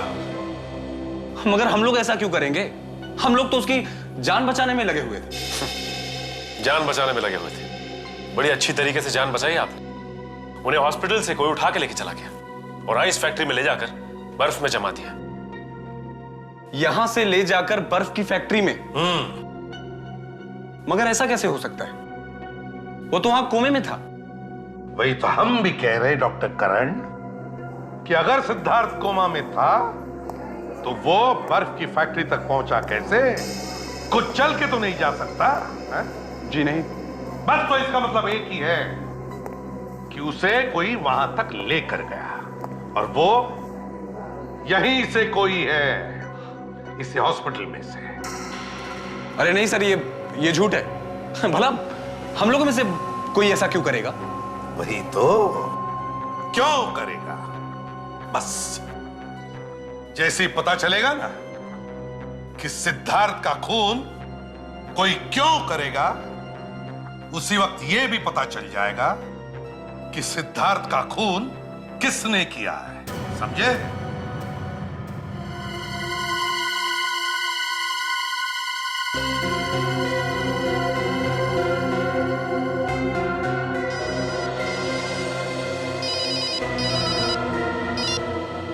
हाँ जी कहिए। हाँ, अरे यार वही पता लगाने की कोशिश कर रहा हूं बॉस। नहीं, अभी लाश के 2-3 टेस्ट होने बाकी। हाँ ठीक है। हाँ ओके। ये रात दिन एक कर दिया, खाना पीना तक छोड़ दिया, ये पता लगाने के लिए कि आखिर इसकी मौत हुई तो हुई कैसे, लोगों को दिखाई नहीं देता। सर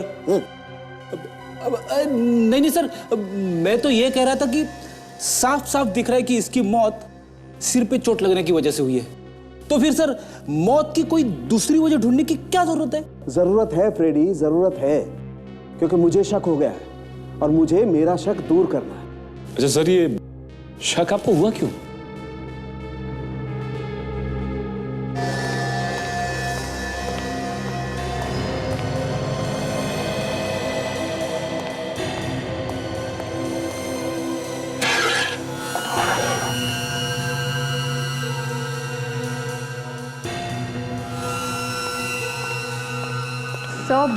मैं आपकी कुछ मदद करूं? डॉक्टर तारिका भी नहीं है, डॉक्टर सोनाली भी नहीं है। ओह थैंक यू काजल, तुमने कम से कम पूछने की कोशिश तो की। इन्हें देखो, हाथ पे हाथ बांधे खड़े हैं बेशर्मों की तरह से।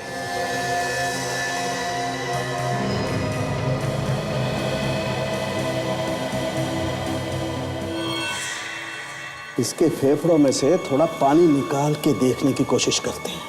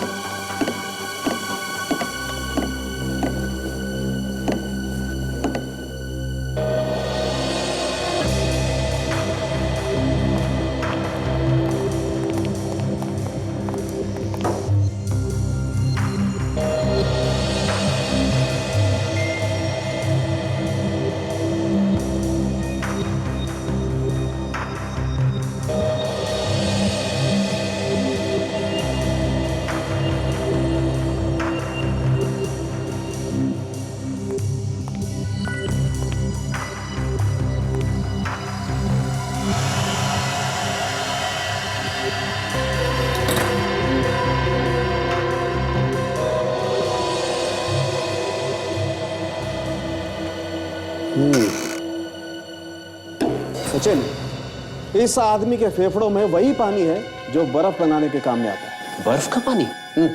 लेकिन ये आदमी तो बर्फ में था ना? हाँ एग्जैक्टली फ्रेडी, बर्फ में ही था। बर्फ के पानी में इसकी मौत हुई, दम घुटने की वजह से। मुर्दों के फेफड़ों में अपने आप पानी नहीं भरता है बॉस। ये आदमी जिंदा था, इसकी सांसें चल रही थी। जैसे जैसे इसकी सांसें चलती रही वैसे वैसे बर्फ का पानी इसके फेफड़ों में भरता रहा। इसीलिए मैं कह रहा हूं सचिन, जब इस आदमी को बर्फ के पानी में फेंका गया ये जिंदा था। खून हॉस्पिटल में हुआ है तो हॉस्पिटल में काम करने वाले सभी लोग फंसेंगे। हम तो ढूंढ निकालेंगे उसको जिसने खूनी की मदद करके सिद्धार्थ को ऊपर पहुंचाया, समझे? एसीपी सर, आप हमारी बात पर विश्वास कीजिए सर। हमारे लोगों में से किसी का हाथ नहीं है इस खून में। और सिद्धार्थ गायब है ये बात भी हमें तब पता चली जब सिद्धार्थ की वाइफ नुपुर ने हमें बताया। मतलब ये किसी बाहर के आदमी का काम है, ये कहना चाहते हो? सर मुझे तो ऐसा ही लगता है। ऐसा हो नहीं सकता डॉक्टर करण, ऐसा हो नहीं सकता।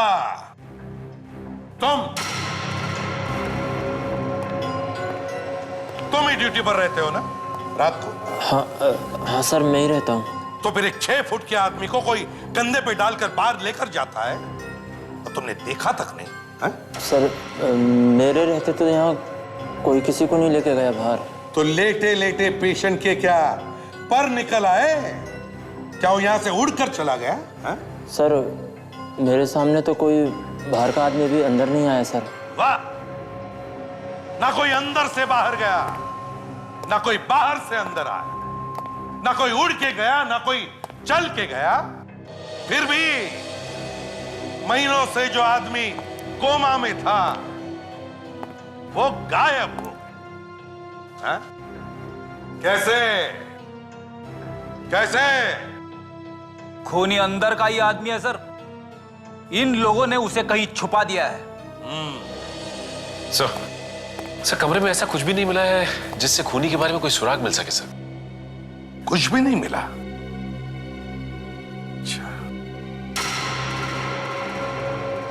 डॉक्टर करण, सिद्धार्थ के सारे मेडिकल रिकॉर्ड्स और उसके कमरे में लगे हुए सीसीटीवी कैमरा के रिकॉर्डिंग्स मुझे चाहिए। उसके साथ साथ उसे जितने भी लोग मिलने आते थे उन सब की लिस्ट भी चाहिए।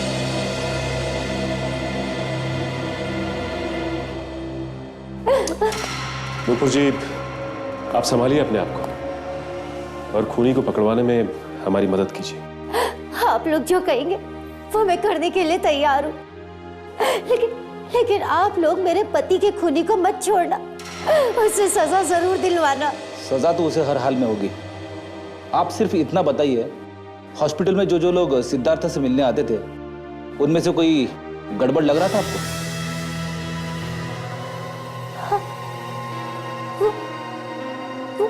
वो सिद्धार्थ का मैनेजर, मुझे तो वो गड़बड़ लगता है और तो कोई ख्याल में नहीं। मैनेजर पे क्यों शक है तुम्हें? क्योंकि वो किसी फाइल पर मेरे पति के साइन चाहता था। लेकिन मेरे पति कैसे साइन करते, वो तो कोमा में थे। तो साइन मैंने ही कर दिए, लेकिन साइन हो जाने के बाद भी ना वो वहां से गया नहीं, वो वहीं पर बैठा रहा और मेरे पति को घूर रहा था वो।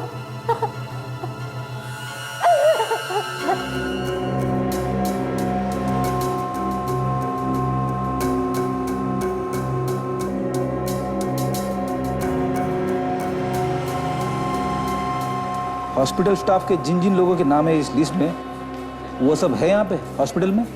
सर एक लड़का नहीं है, मोहन। मोहन? हाँ साहब, वो भी यहाँ पे वार्ड में था। कहाँ गया? पता नहीं साहब, काफी दिन से दिखाई नहीं दिया, वो अचानक गायब हो गया साहब। गायब हो गया? हाँ साहब। ये बात तुमने हमें पहले क्यों नहीं बताई?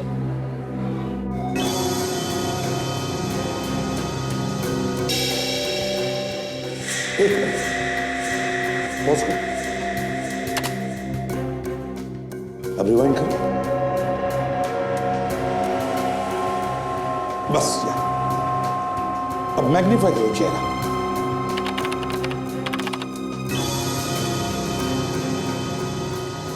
प्ले करो।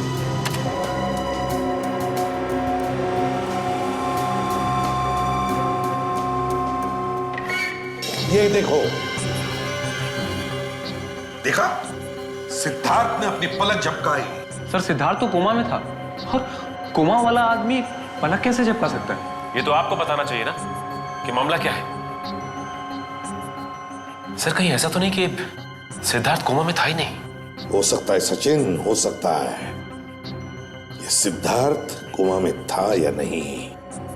अगर ये कोमा में नहीं था तो ये भी पता लगाना पड़ेगा कि वो हॉस्पिटल से अपने आप कपड़े बदलकर आइस फैक्ट्री में क्यों गया। सर हॉस्पिटल में से एक वार्ड बॉय गायब है, मोहन नाम है उसका। क्यों डॉक्टर करण, हमें पहले क्यों नहीं बताया आपका एक वार्ड बॉय गायब है? सर वार्ड बॉय मोहन गायब नहीं है, वो यहाँ 4-5 महीने की ट्रेनिंग के लिए आया था, और ट्रेनिंग पूरी होते ही वो चला गया। कहाँ गया आपको कुछ मालूम है? जी पता नहीं। ठीक है, तो इस वार्ड बॉय मोहन का फोटोग्राफ चाहिए हमें, समझे? और इस सिद्धार्थ के मैनेजर प्रदीप से मिलना होगा। क्या हुआ मैनेजर साहब, ऐसे मुंह लटकाए क्यों बैठे हो? लगता है मैनेजर साहब की तबीयत खराब हो गई। तबीयत? मेरी तबीयत को क्या हुआ? हम ओके। सर में दर्द होगा सर।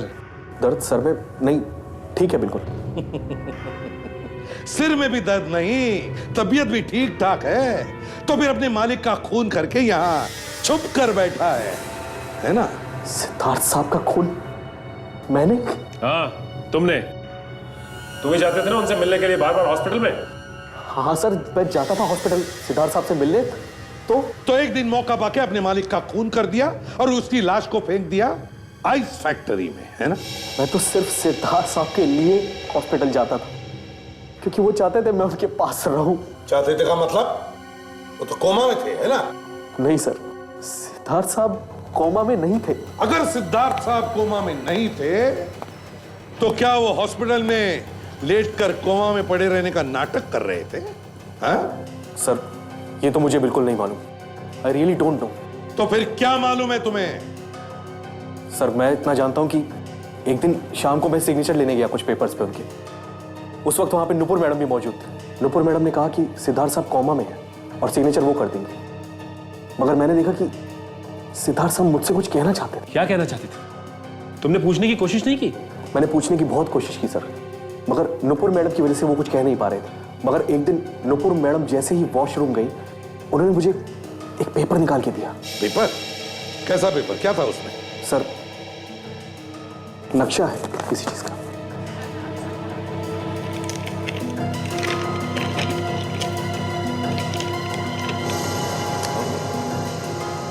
एक गेट, और गेट के सामने पीसीओ।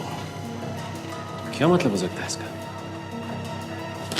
कोई ऐसा राज सचिन जो सिद्धार्थ अपने इस मैनेजर प्रदीप को बताना चाहता था, लेकिन अपनी पत्नी नुपुर को नहीं। गौर से देखो इस नक्शे को और याद करो कहां पर दिख रही है ये जगह।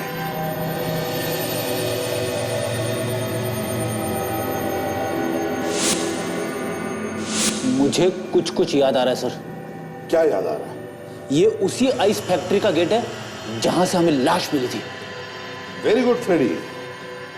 लेकिन फ्रेडी मुझे लगता है ये नक्शा आइस फैक्ट्री का नहीं, पीसीओ का है। पीसीओ का? हाँ फ्रेडी, हम जब भी कभी किसी छोटी जगह का नक्शा बनाते हैं तो उसके आसपास जो भी कोई बड़ी जगह हो, कोई लैंडमार्क हो, उसका रेफरेंस देते हैं। तो इसका मतलब है ये नक्शा उस आइस फैक्ट्री का नहीं, पीसीओ का है।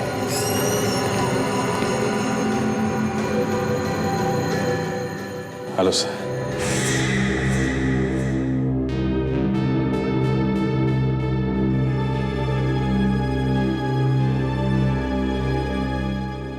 तुम ब्यूरो में क्यों आए? मुझे लगा कि नहीं अभिजीत, तुम्हें कहा था आराम करने के लिए। Okay sir.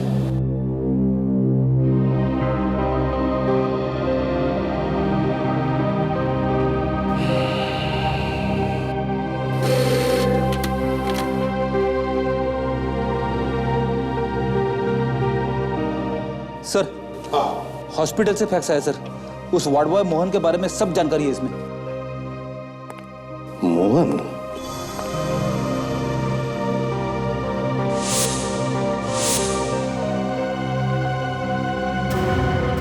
फ्रेडी? फ्रेडी तो राजेश है, राजेश, जो आइस फैक्ट्री में काम करता है।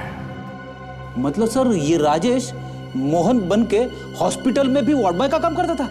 हाँ फ्रेडी, ये वही है, राजेश उर्फ मोहन। और सिद्धार्थ का खून भी इसी ने किया है, इसी ने किया है। सचिन, काजल, तुम लोग पीसीओ में जाओ, और फ्रेडी तुम और विवेक उठाओ इस राजेश को। Yes sir.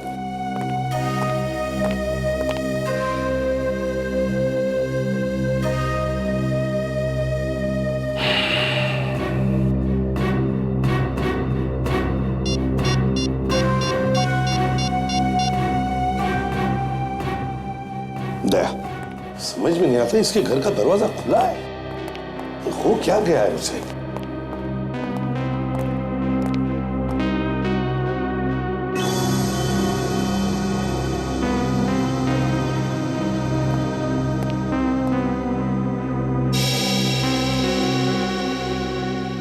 अभिजीत,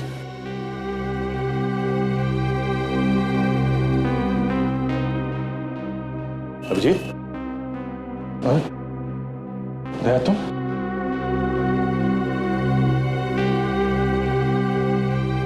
क्या हो गया तुम्हें? हाँ? कुछ नहीं, बस ऐसे ही है। ऐसे ही? अभिजीत, हम तुमसे मिलने आए और तुम हमसे मुंह फेर कर खड़े हो। देखो अभिजीत, तुम जो कुछ भी कर रहे हो ना, ठीक नहीं है। ब्यूरो में से भी तुम बिना बताए चले आए, इसका क्या मतलब हो सकता है? अभिजीत, अगर कोई परेशानी है तो हमें बताओ, मिलके दूर करेंगे ना? हाँ?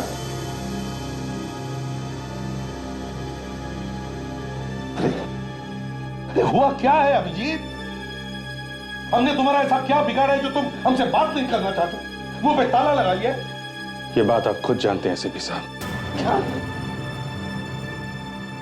मैं खुद जानता हूं?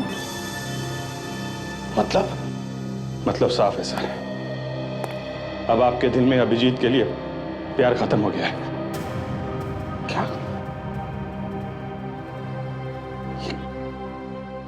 ये तुम क्या कह रहे हो अभिजीत? अभिजीत, मैंने तुम पर हमेशा अपने बेटे से बढ़कर प्यार किया है, और तुम? ये सब कहने की बातें हैं सर। अगर ऐसा होता तो मुझे ब्यूरो से निकाल के घर में नहीं बिठाते आप। अभिजीत, तुम्हें घर पे इसलिए बिठाया ताकि तुम आराम कर सको। तुम्हें आराम की सख्त जरूरत है, और हम लोग तुम्हारा भला चाहते हैं यार। नहीं यार, मुझे किसी की मेहरबानी नहीं चाहिए। मेरे में इतना दम है कि मैं अपनी जिंदगी खुद जी सकता हूं। देखो अभिजीत, मैं तुमसे कुछ कहता नहीं हूं, इसका मतलब ये नहीं कि तुम... सर प्लीज, आप लोग मुझे अकेला छोड़ दीजिए। आप लोग चले जाइए यहां से।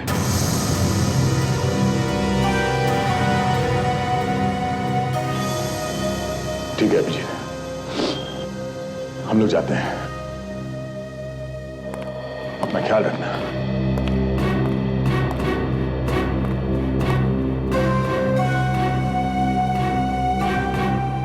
देखो अभिजीत, अगर हमारी जरूरत पड़े तो याद करना, हम तुम्हारे आसपास ही रहेंगे। शायद उसकी जरूरत कभी नहीं पड़ेगी। ठीक है।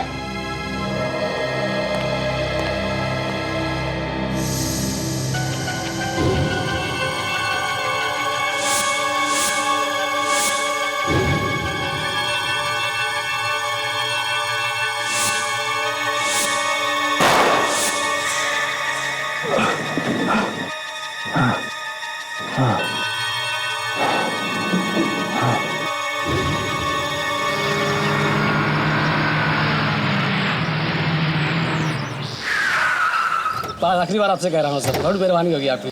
Okay sir, thank you sir. 2 रुपये होना सर? 2 रुपये। Thank you sir.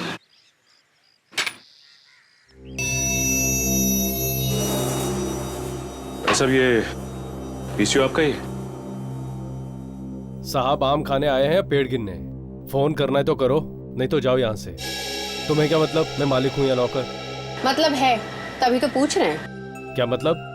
मतलब ये कि हम सीआईडी से और आपसे कुछ पूछताछ करना चाहते। साहब जो कुछ बताना था वो तो मैंने बता दिया पुलिस को। क्या बता दिया आपने पुलिस को? वही जो 2 दिन पहले मेरी दुकान पर हुआ था। 2 दिन पहले क्या हुआ था तुम्हारी दुकान में? किसी ने मेरी दुकान का ताला तोड़ा और सारा सामान इधर उधर फेंक दिया। पूरा सामान इधर उधर फेंक दिया, लेकिन कोई चोरी नहीं हुई?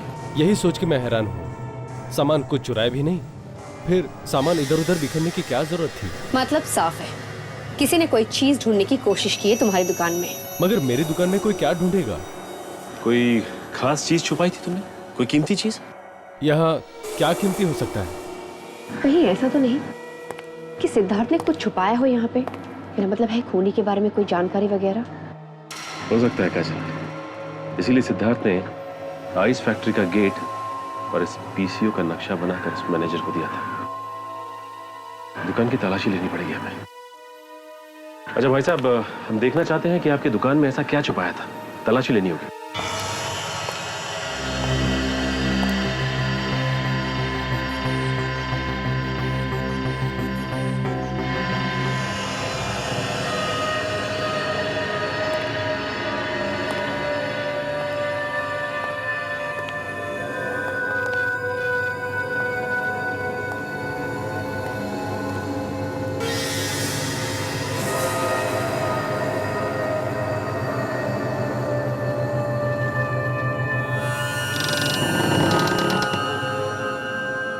राजेश, चुपचाप बाहर आ जा।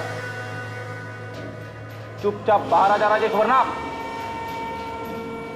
तेरी तो। क्या हुआ सर?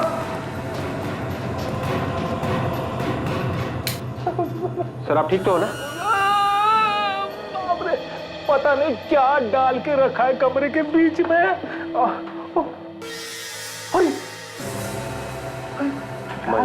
गॉड, लगता है हमारे आने से पहले ही किसी ने काम तमाम कर दिया है इसका।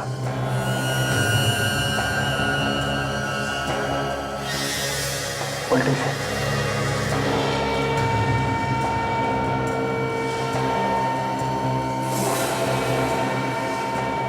ये देखो, चाकू से मारा है, मगर चाकू कहाँ है?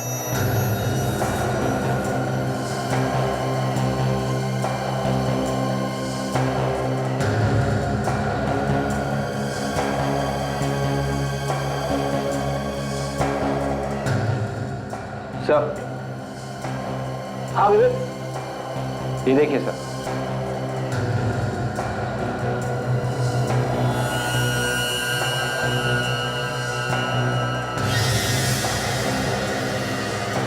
पेन का कैप।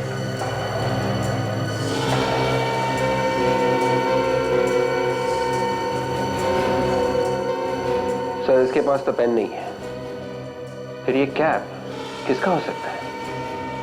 खूनी का। सिद्धार्थ अगर कोमा में नहीं था तो फिर वो कोमा में पड़े रहने का नाटक क्यों कर रहा था?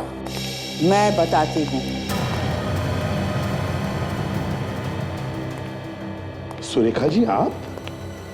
मैं नूपुर और सिद्धार्थ के बारे में बताने आई। नूपुर और सिद्धार्थ के बारे में? क्या क्या जानती हैं आप उन दोनों के बारे में? नूपुर ने ही खून किया है सिद्धार्थ का। नूपुर ने? जी हाँ। सुरेखा जी, ये आप कैसे कह सकती हैं? नूपुर जिस टीवी शो में काम कर रही थी उसका नाम है माँ एक्सचेंज, और उस शो की मैं होस्ट हूँ। उस शो में 2 हफ्ते के लिए 2 माएँ अपना घर बदलकर दूसरे के घर में जाती हैं। तो आप भी देखें कैसे एक नए परिवार और नए रिश्तों के साथ जूझती है एक माँ। ये दिखाने के लिए हम 24 घंटे उन पे नजर रखते हैं। कौन क्या कर रहा है इसकी रिकॉर्डिंग चलती रहती है। नूपुर हमारी पहली कंटेस्टेंट थी जिसका एपिसोड सोनी एंटरटेनमेंट टेलीविजन पे आने वाला था 12 और 13 जनवरी को। लेकिन हमारे भी कुछ नियम हैं, उनका पालन नहीं कर पाई वो। क्या क्या नियम होते हैं आपके इस शो के? माँ एक्सचेंज के शो के रूल्स के अनुसार जब एक माँ घर बदलती है तो इसे पूरे रूप से अपने नए घर में रहना पड़ता है और बाहर की दुनिया से सारा कांटेक्ट छोड़ना पड़ता है। लेकिन रिकॉर्डिंग के दौरान हमने देखा कि नूपुर किसी से बात कर रही है फोन पर, इसीलिए हमें उसे इस प्रोग्राम से निकालना पड़ा। अब इसकी जगह दूसरा एपिसोड दिखाया जाएगा। तो क्या सुरेखा जी आप हमें बता सकती हैं नूपुर क्या बात कर रही थी फोन पर? नूपुर अपने पति सिद्धार्थ का खून कराने की बात कर रही थी फोन पर। सिद्धार्थ का खून करने की बात कर रही थी? जी हाँ। तो फिर सुरेखा जी आपके पास तो वो टेप तो होगी ना जिसमें ये रिकॉर्डिंग हुई होगी? नहीं, वो टेप हमने उसके पति सिद्धार्थ को दे दिया।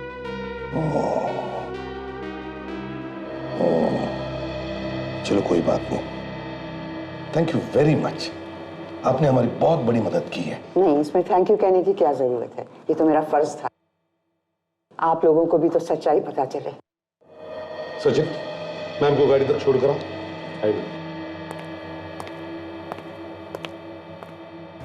अब समझ में आया, जैसे ही वो सिद्धार्थ ने टेप देखा वो टेंशन में आया और उसका एक्सीडेंट हो। हाँ सर, उसने मौके का फायदा उठाया और कोमा में जाने का नाटक किया सर। पर सर वो टेप अब है कहाँ? सर हो सकता है सिद्धार्थ ने वो टेप कहीं छुपा दिया हो। सिद्धार्थ ने वो टेप उस पीसीओ में छुपा के रखा था जिसका नक्शा बनाकर उसने अपने मैनेजर को दिया था। एक बार ये टेप हमारे हाथ में आ जाए ना तो पता चलेगा नूपुर किसके साथ फोन पर बात कर रही थी, सिद्धार्थ के खून के बारे में।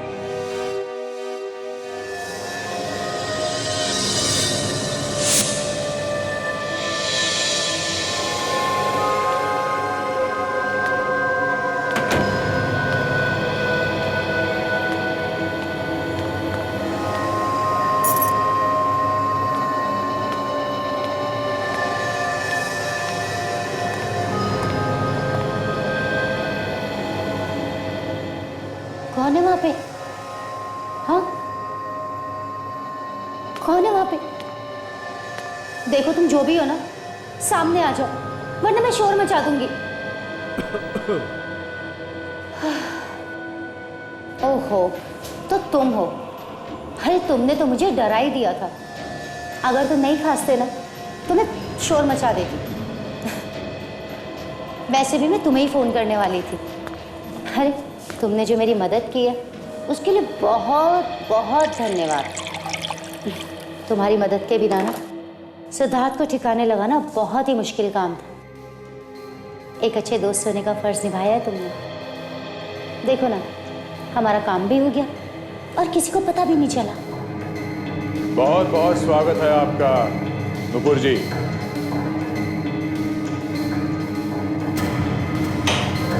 आपको तो अवार्ड मिलना चाहिए। हाँ? बहुत बहादुरी का काम किया आपने। अपने पति का खून किया, भाई वाह।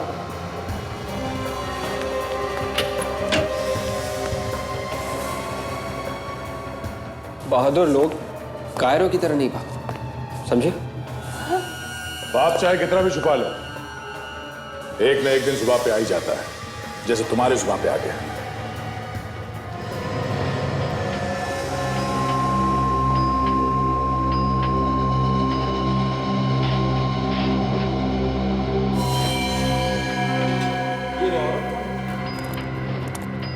सीआईडी? बताओ तुम्हारे साथ कौन मिला हुआ है खून में?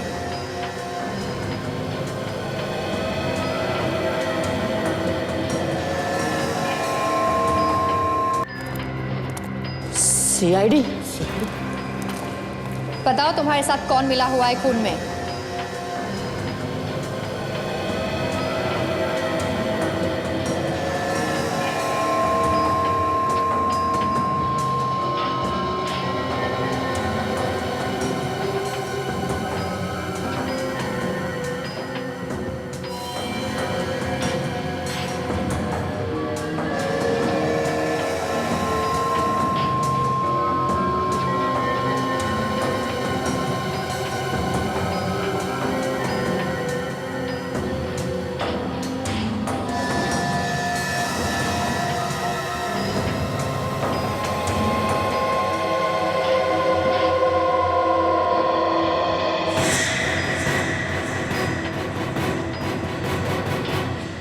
अभी भी भागता है हा?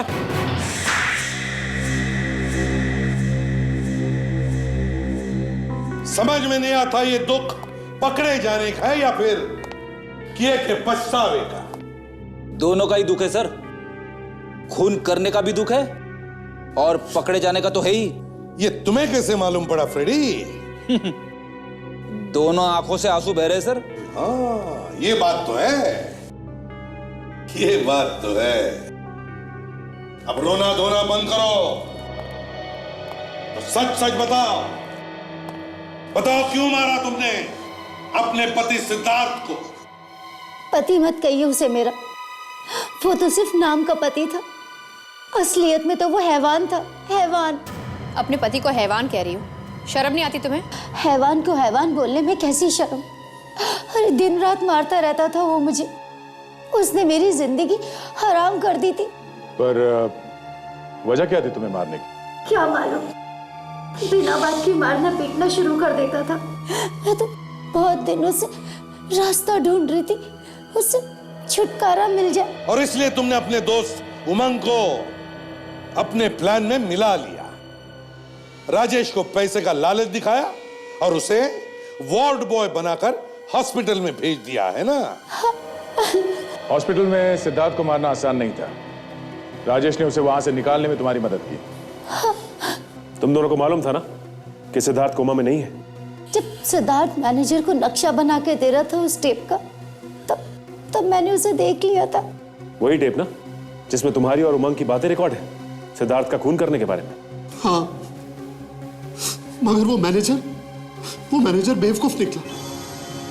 वो सिद्धार्थ की बात को समझ ही नहीं सका। और जैसे ही तुम्हें टेप मिला, तुमने सिद्धार्थ का काम तमाम कर दिया।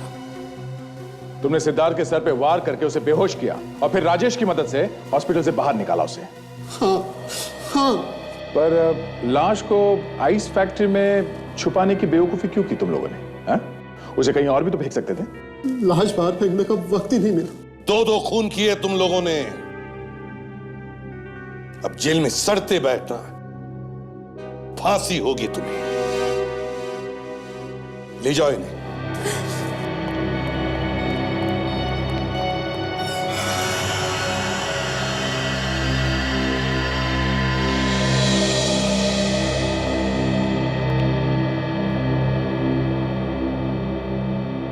अभिजीत, तुम? मुझे आप लोगों से कुछ बात करनी थी। क्या? आपका कुछ सामान है मेरे पास, उसे लौटाने आया हूं।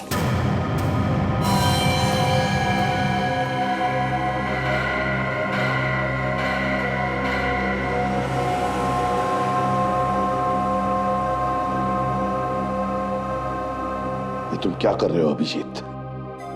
कुट कुट के जीने से अच्छा है सर कि मैं सीआईडी ही छोड़ दूं। तुम सीआईडी छोड़ रहे हो? जी हाँ। अभिजीत, घर जाओ और जरा ठंडे दिमाग से सोचो। अब मुझे और कुछ भी नहीं सोचना है। अभिजीत, 13 साल हो गए मुझे सीआईडी में काम करते हुए, तुम्हारे साथ काम करते हुए।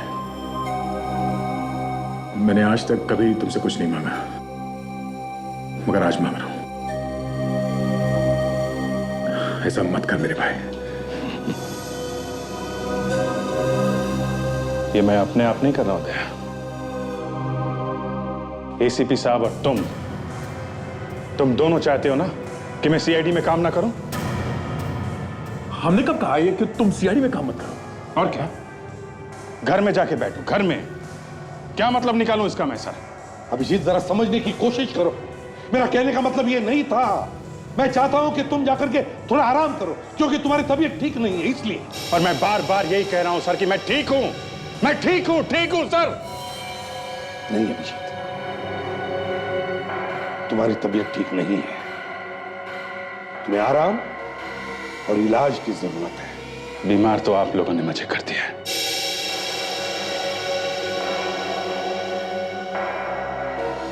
मैं ठीक हूं सर। अभिजीत,